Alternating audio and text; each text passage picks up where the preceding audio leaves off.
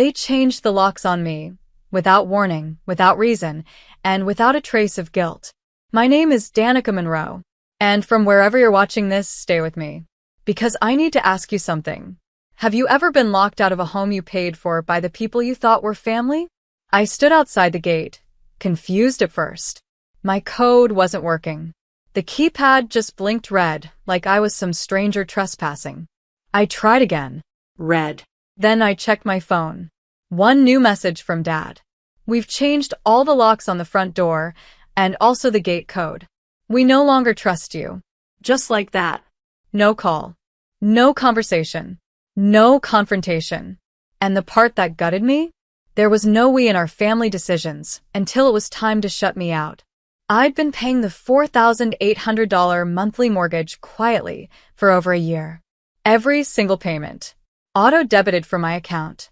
Because they said they were struggling, and I believed them. Because I thought being the eldest meant stepping up when no one else could. Because I believed family meant sacrifice, even if no one saw it. Even if they never said thank you. But now, apparently, I was untrustworthy. After paying over $57,000 toward a house I didn't even live in full-time anymore. After stepping aside so my younger sister, Bree, could have the bigger room for her business set up. Now? They locked me out. No explanation. No warning. Just cold digital rejection.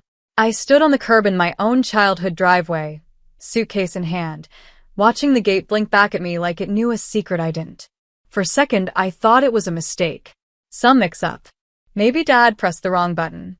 But then I remembered what happened 3 days ago. Bree had thrown a dinner party. I wasn't invited, but I came home mid-event, and I overheard her laughing in the kitchen. Honestly, she's always been the backup plan. She's just too dumb to know it. She keeps paying the bills like we're her little rescue mission. And then Dad added, she's a good girl. Just doesn't need to know how things really work. Bree deserves this house, not her. I didn't say anything that night. I just quietly walked back out. But I didn't forget. So when the message came, the one saying we don't trust you, I didn't cry. I smiled. Because finally, I had proof.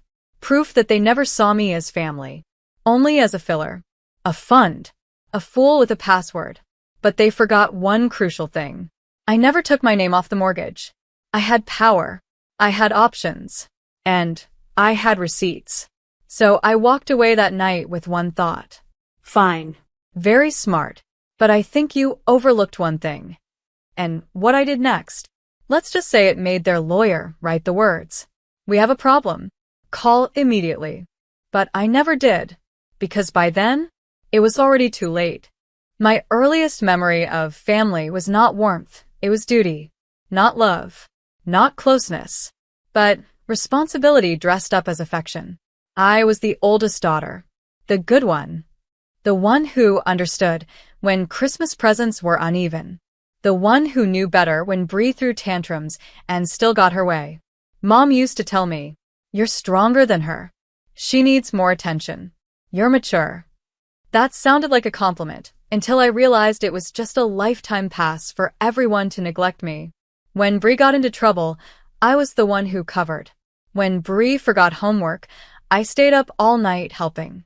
When Bree wanted a prom dress we couldn't afford, I gave up my savings. And when Bree flunked out of her 3rd college course, guess who was asked to move back home to help stabilize the household? Me. Not because I failed, but because I succeeded too quietly. I landed a remote tech job straight out of college. Good pay. Benefits. Freedom.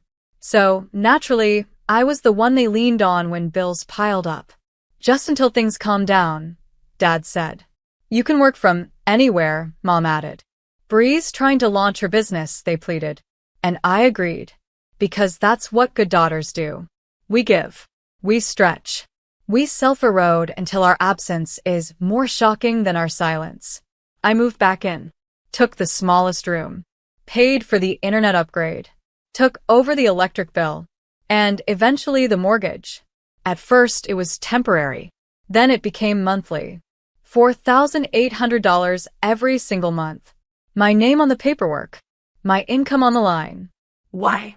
because my parents' credit was too low, because Bree's income was inconsistent, because I was responsible, and because part of me still believed that if I gave enough, they'd finally see me. But the truth? They saw me. They just never valued me. I remember once asking Mom, what happens if I stop paying the mortgage? She didn't flinch. Then we lose the house. Bree would have to give up everything. Not we'd lose it. Not you would be burdened. But Bree. Because somehow, my success always belonged to the family. But my struggle? That was mine alone. Still, I stayed. Until that night, I heard them laughing in the kitchen, calling me a backup plan, a fool. And suddenly, the mosaic of my life shattered into its real pieces. I saw every moment for what it was, not love, but leverage. And when Dad sent that message, "We no longer trust you," it was poetic, because I had trusted them with everything. With my finances, with my stability, with my silence. But they never trusted me with a room, or respect, or honesty. They had made it clear. Bree deserved the house. I was just the wallet holding it up. So, I made a decision. Not out of rage, but clarity. Because when you finally realize you're not family, you stop paying to stay in someone else's story. And mine was just beginning. I didn't cry. Not after the message. Not after the gate wouldn't open. Not even after I realized they changed the front door lock too, as if I were a threat, not a daughter. I felt something colder than anger. Clarity. For the first time, I saw every past kindness for what it was, a leash. A trap wrapped in gratitude. I remembered last Thanksgiving. They didn't ask me if I'd be home. They informed me. Mom sent a list of groceries to pick up. Dad reminded me which chairs needed fixing. Bree walked in late and called me her sponsor with a smirk. And I laughed it off. Because that's what I was trained to do. Absorb their selfishness and translate it as love. But something shifted after the lockout. I started replaying the past, not through the lens of duty, but deception. And I started to notice the paper trail.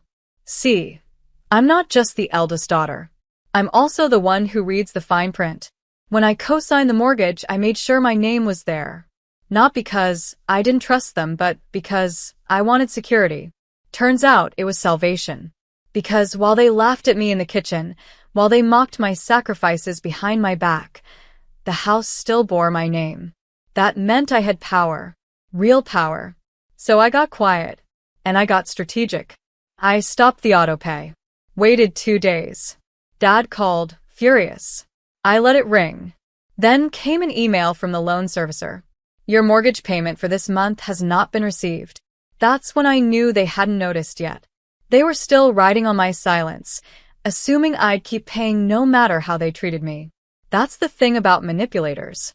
They mistake endurance for weakness. But when the switch flips, they're always unprepared. I started collecting everything. Every message. Every voicemail. Every "we don't trust you" line they threw my way. I documented years of payments. All the bank transfers. Screenshots. Statements. And then I went one step further. I reached out to the loan officer. Quietly. Professionally. I asked about my options, about withdrawing as a financial guarantor, about halting payments, about alerting the credit bureau if needed. He was shocked. You've been paying this solo for over a year? Yes, I said. And I just got locked out of the house I've been funding. Silence. Then, you may want to contact legal counsel. But I didn't need to. Because I knew what I was going to do next. Not a lawsuit. Not public drama. Something simpler. More devastating. I was going to let consequences do what I never could. Speak louder than their excuses. I canceled all future payments. Set up notifications in case they tried to reactivate anything. And I waited. 2 days later. Email from their lawyer. We have a problem. Please call immediately. I didn't. Because this wasn't just revenge. This was recognition. That I had always been the scaffolding holding up a family who swore I was invisible. Now? Let's see what happens when the scaffolding walks away. I didn't rage. I didn't post. I didn't even respond to the lawyer. Because when someone locks you out of a house you've been paying for, you don't knock on the door again. You walk away and take the roof with you. I had the power. They just hadn't figured it out yet. They thought the mortgage was some invisible faucet that just kept flowing. They didn't realize that faucet had a name, mine. And now? It was off. I watched as emails rolled in. Missed calls. Urgent subject lines. Texts from unknown numbers trying to sound neutral. Even Bree sent a message. Hey, not sure what's going on with the payments. Mom and Dad are kind of freaking out. Can we talk? The audacity. No apology. No acknowledgement of locking me out. Just panic. I ignored it. Instead, I cleaned up everything. I opened a new bank account. Rerouted all my payroll deposits. Closed any joint utilities. Pulled my name from the household insurance. It was strange how liberating it felt. To untangle yourself from a trap disguised as family. I moved into a short-term rental across town. It wasn't glamorous, tiny kitchen, secondhand furniture, but it was mine. The first night there, I made ramen on the stove and sat on the floor, barefoot, with the window open. The air felt honest. The silence didn't hurt. I finally slept. And the next morning, I started rebuilding. But not just my life, my records. I printed every receipt from the past year. Filed it. Made copies. Then I wrote a letter. Not out of emotion. Out of precision. To whom it may concern. Effective immediately, I am no longer financially responsible for the property located at address. As of date, all payments were terminated. Please contact the other cohabitants listed on the property title for future correspondence. Sincerely, Danica Monroe. It was clean, professional, non-negotiable. I sent it to the mortgage company, to the lawyer, and just for fun, to my parents' shared email address. No subject line. No greeting. Just clarity. A day later, I got a text from Dad. So this is how you handle family now. I didn't reply. But if I did, it would have been simple. No. This is how I handle people who lock me out of a house I pay for. They try to play chess with someone who built the board. They thought silence meant surrender. But really it was strategy. Let them talk. Let them spin. Me? I was working. That week, I met with a financial advisor. Started planning for a down payment on a place that wouldn't ghost me for Christmas. That wouldn't assign me a role I never auditioned for. One where I wasn't backup. Wasn't the wallet. Wasn't their plan B. I was done being quiet. But I didn't need noise. Just motion. Because they hadn't just lost a mortgage payment. They lost me. And they were about to learn what life looks like. When the one who held the foundation finally walks away. 3 weeks. That's how long it took for the cracks to show. The first domino? A notice of mortgage delinquency nailed to their front door. Then the letters came, red, bold, unforgiving. Second notice. Final warning. Default risk. Urgent response required. They started calling again. Mom tried first, voice trembling, false cheer in her tone. Sweetheart, I think there's been a mix-up with the payments. We just need a little clarification. I didn't answer. Then came Dad, the man who once told me I wasn't trustworthy. Be reasonable. You're acting emotional. This affects all of us. Emotional? No, Dad. I was exact. They didn't expect me to walk. Because they never imagined I could stand without them. But I'd been walking alone for years. They just never noticed. Next came the community whispers. Neighbors asking why the lawn was uncut. Why the mail piled up. Why Dad looked tired. Why Bree posted fewer selfies and more vague quotes about betrayal and loyalty. She went live one night. Eyes glossy, voice shaky. Sometimes, even your own blood turns on you. But God sees everything. And oh, the irony. Because God saw everything when she laughed about me being the family ATM. When she watched them change the locks and called it necessary. When she stood in my room wearing my old hoodie like it was her prize. Now, God saw the eviction notice tucked into the mailbox. The mortgage company reached out again, this time to all parties on the loan. I'd already informed them. I wasn't paying. I'd fulfilled my share, and I had documentation to prove it. When the loan officer called, his tone had shifted. You're not liable for future payments without agreement. They will need to assume responsibility. Translation: sink or swim. And they didn't know how to swim. Bree tried texting again, the longest message she'd sent in years. You always take things too far. You didn't even try to talk to us. Is money worth more than your family? I stared at the screen for a long time. Then I typed back one line. Is family worth more than respect? And hit send. That was the last time I responded. Because I wasn't interested in fixing what they broke with bare hands and smirks. They asked for independence when they changed the locks. I gave it to them with interest. Now they were drowning in bills, and I was out in the clear. I still got updates. People love to gossip when the perfect family starts falling apart. Turns out, Bree's online business wasn't real income, just dropshipping scams and filters. Mom's medical credit card had maxed out.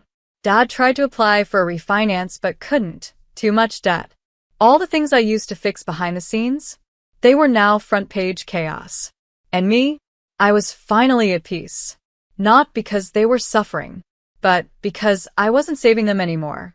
You see, sometimes the best revenge isn't fire. It's withdrawal. It's choosing yourself so completely that the people who fed off your silence starve.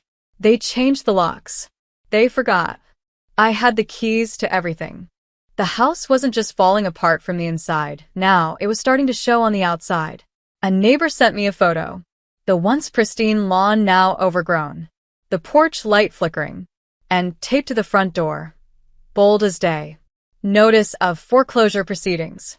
I stared at the picture for a long moment. Not because I wanted to gloat, but because that door, the one they locked to protect the family, it was now wide open to judgment, shame, and cold air. And I hadn't even touched it. That's the thing about karma. It doesn't knock. It uses the front entrance you thought you owned. The fallout didn't stop there. Bree's carefully curated social media life, the expensive lattes, the office views, the soft life aesthetic, began to unravel fast. She started posting cryptic stories. Some people are only with you when you're winning. You think you can trust family, lol. God removes people for a reason. And suddenly, her followers started asking questions. What happened to your house? Didn't your sister help buy that place? Wait, who's paying your rent now? She disabled comments. Mom wasn't handling it any better. The community she once gossiped with at church, they'd gone quiet. Her best friend, Aunt Carla, apparently found out everything. Because Carla texted me. I'm sorry. I didn't know what they were doing to you. If you ever need anything, I'm here. I didn't reply, but I smiled. Because that was the thing with my family, they worked so hard to control the narrative. But when the truth started bleeding through the cracks, even their masks got tired. They tried to host a family-only barbecue to save face. A few neighbors showed up, but one of them told my cousin later. It was awkward. Bree was on her phone the whole time and your mom seemed off. Your dad barely spoke. Because what do you say when the daughter you ghosted turned out to be the one holding your whole life together? What do you tell guests when they ask, "How's Danica?" and your throat catches? The irony was unbearable. They spent years making me feel like I didn't belong. Now, they were in the exact space they built for me. Isolation. And the lawyer? Oh, he reached out again. I believe there's been a misunderstanding. Your parents are willing to restructure the agreement if you're open to conversation. I responded this time. Just one sentence. Please forward this to your clients. I don't co-sign for people who don't recognize me at the front door. Silence. They were scrambling, scratching at every old contact, trying to find a patchwork fix for a structural failure. But this wasn't about a missing payment anymore. This was about the collapse of entitlement. They lost their funding, their fixer, their silent supporter. And with her absence, the whole house began to rot, not from weather or weeds, but from the hollow space left behind. See, when you build a house on someone's back, don't be surprised when it crumbles the moment they stand up. And I had. Tall. Unapologetic. Free. I didn't tell anyone where I moved. Not friends. Not old coworkers. Not even the nosy aunties who suddenly remembered I existed once the foreclosure notice went up. Because this time, I wasn't starting over. I was starting right. The apartment was small, humble, just enough sunlight to kiss the walls every morning. No framed degrees. No gratitude plaques from my family for covering their messes. Just one quote I wrote on a sticky note and taped above my desk. You don't need a room to be part of a family, just peace to be part of yourself. I breathed for the first time in years. No checking apps for bounce transfers. No text at 2 a.m. saying, "Can you cover this real quick?" No guilt-drenched requests disguised as love. Just silence. The healing kind. And slowly, I poured myself into something that had always waited on the back burner. Me. I registered my own LLC, a remote support firm for small businesses. Used the same skills I once used to stabilize my parents' sinking ship. Only now I built my own boat. Clients came in steadily, then rapidly.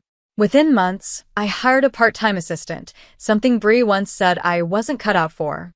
Ironic, because now I was the one paying her type. I started therapy. The first session, I cried for 30 minutes without words. The second I said, I wasn't the backup plan. I was the blueprint. And my therapist smiled and said, "That's where we begin." I bought a used car in cash. Cooked dinners that didn't have to feed ungrateful mouths. Learned to sleep in the middle of the bed because no one was going to shove me aside anymore. One night, I got a text from Bree. "You really don't care about us, huh?" I didn't reply, because it was never about caring. It was about surviving. She didn't understand that I had cared too much for too long. That every dollar I gave was a note in a love song they never listened to. Now I had nothing left to prove. I was living, not loudly, Not to spite them. but quietly, to honor myself. I started volunteering at a local youth shelter on weekends. Met girls who looked at me with eyes full of silence, the kind I knew too well. I told them stories. Not of pain, but of possibility. Of what happens when you stop trying to earn space at a table that's always been too small.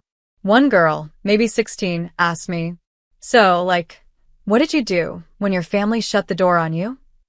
And I said, "I bought the land next door and built my own." She laughed like she'd never heard something so rebellious. But it wasn't rebellion. It was redirection. Because that's the truth no one tells you. Sometimes your family locks the door, so you'll finally build your own home, with better walls, stronger roots, and no gate codes to keep you out. It happened quietly, the final message. A plain white envelope slid under my new apartment door. No return address. Just my name, written in my mother's handwriting. Inside, a folded letter, brittle at the edges. And a photo of us. Years ago. Before the locks. Before the silence. Her words were careful. We made mistakes. We panicked. Your father and I were afraid of losing control. Bree didn't handle things well. Neither did we. The house is gone. The mortgage defaulted. We're renting a one-bedroom now. I wish things had been different. I miss my daughter. I sat with that for a long time. Not with rage. Not even with sadness. Just stillness. Because there it was. The final thread. The last tug on my old loyalty. The part of me that once would have packed a bag, driven over, and handed them forgiveness like it was something they'd earned. But not this time. I didn't reply. Because healing isn't always about reconnection. Sometimes it's about completion. And I was complete. That weekend, I moved into my new condo. My name and only my name on the deed. 2 bedrooms. Warm lighting. A balcony just big enough for a morning coffee and a dream. I decorated slowly. Framed art from local women creators. Lit candles that smelled like hope. Hung a mirror in the entryway with a gold frame. The first thing guests would see. My space. My light. My reflection. I hosted a dinner the following month. 5 friends, people who became family without bloodlines or obligations. One of them raised a glass and said, "To Danica, for proving you don't need a key to find your place in the world." We clinked glasses. And I looked around that table at the love, the laughter, the honesty, and realized I was never asking too much. I was just asking the wrong people. Because the truth is, I had always been a room of my own. I just kept offering myself to people who refused to furnish me with dignity. Now, I was full Of peace. of boundaries, of belonging. Sometimes, the greatest revenge isn't taking back what they stole. It's showing up in the life they swore you'd never have, and living it well. It's waking up in a place where no one calls you a burden, where no one shrinks your presence to make room for their pride, where no one changes locks because they know you hold the deeds. It's realizing you were never too much. They were just never enough to keep you. As I stood on my balcony that night, wind brushing my hair, I whispered to the sky, "Not my house." But then I smiled and said out loud, This one's all mine."